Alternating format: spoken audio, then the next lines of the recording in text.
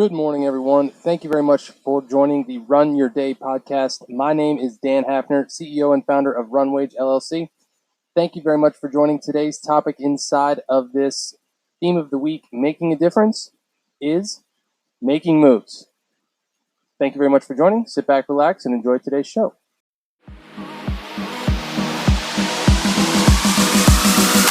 Welcome to the Run Your Day podcast, where our goal is to expand your focus and perspective on life. This is your daily dose of motivation, mindfulness, and so much more. And now, here to help you take your day back, your host, Dan Hafner.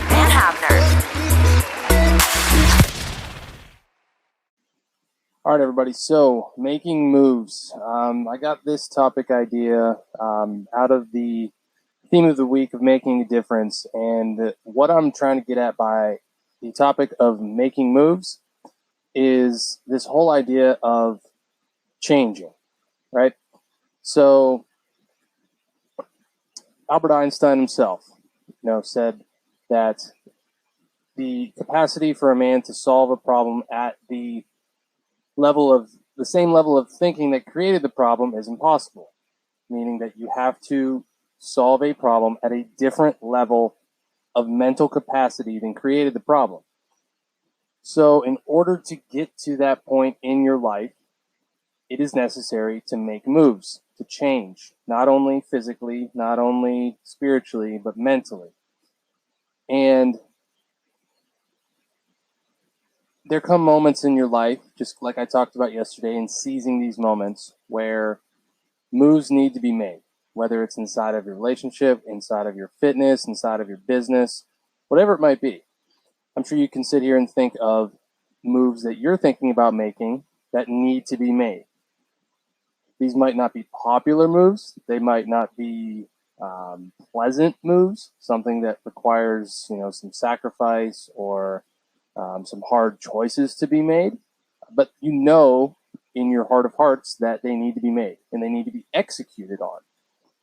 And I'm not here trying to preach any kind of process or particular way of doing any of those. Those are completely up to you. It's your life. You live it the way you want. But what I do want to share with you is kind of my process of how I have gone about making moves in my life.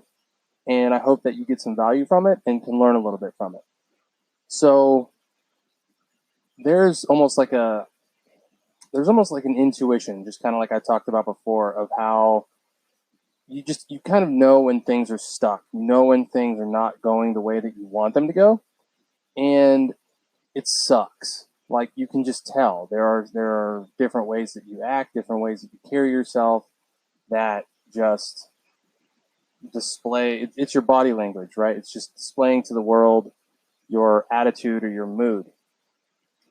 And I have a very bad habit of this. I have a bad habit of of kind of just wearing my heart on my sleeve, I guess you could say. And I know a lot of people out there that do this. And it's very apparent. Like, you can't hide if you're like this. If you wear your heart on your sleeve, that's just kind of who you are. Some people are very good at masking their emotions. I've always been told that I was a hard person to read because I can mask my emotions at times, but I do feel like I am more of a person that does wear my heart on my sleeve and can kind of give away how I'm feeling at times. And this is also a red flag to me. That it's obviously very easy for me to notice when things are going like this, and it's easy for me to be like, okay, why am I getting like this? What is going on that is causing this, emotion inside of me, or this, need to act this way? And this happens to me quite a lot. I'm afraid to admit, but it does. And whether it's something in any aspect of my life, it's easy to kind of take the easy way out and just kind of put a Band-Aid on it and move on with your day. But what's hard is learning how to deal with it and learning how to shift out of that mindset, out of that perpetual, what's the word I'm looking for? Perpetual, just terribleness, I guess. I don't know. There's probably better words out there for that, but just a constant feeling of sorrow, or guilt or shame or anger or whatever it is at the time. So really what I do is, I can get to a point where, physical activity to me is the best way to break out of any kind of funk that you're in. If you're stuck, if you're not feeling well, if you're just kind of angry or pissed off for some reason, like the best way to shift out of that is to actually just move your body. Like just get up, walk around, go for a run, do some burpees, push-ups, sit-ups, whatever it is, whatever you got to do. That's the first way that I can break out of those kind of funks.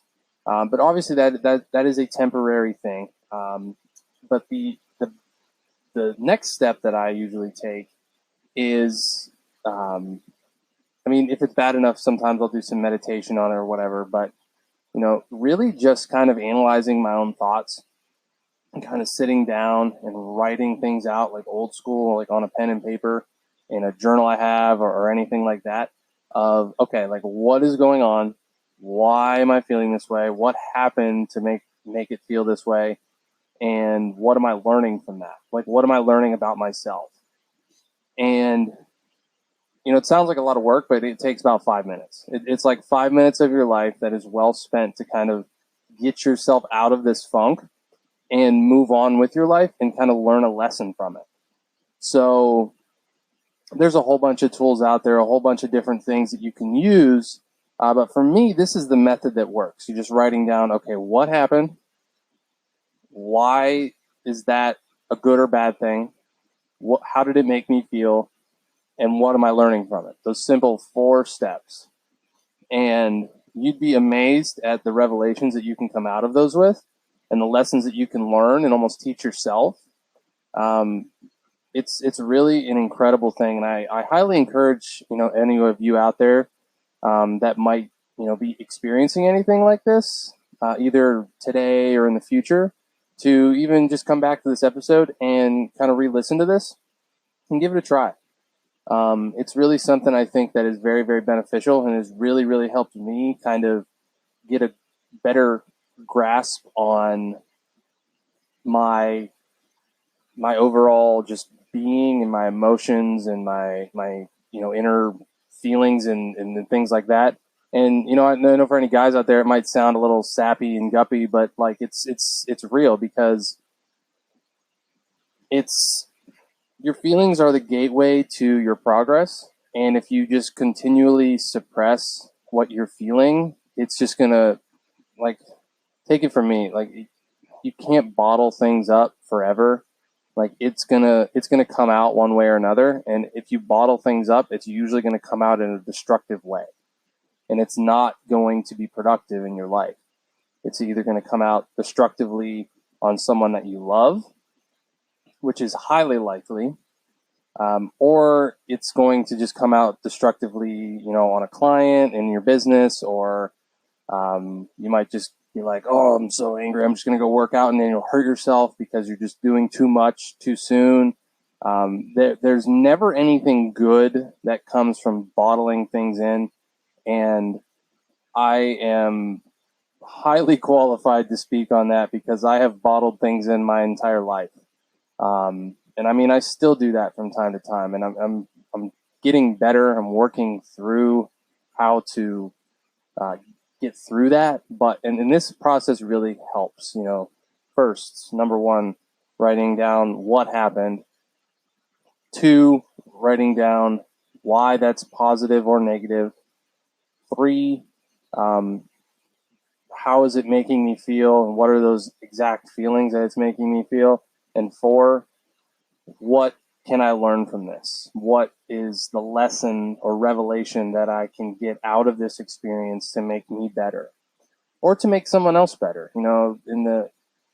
Another big piece of this is, how can you maybe even help someone else in their life make the moves that they need to make in order to shift out of a current funk that they're in, or current rut that they're stuck in or something like that. Because a lot of times, helping someone else out of their rut that they're in is even more fulfilling than helping yourself out.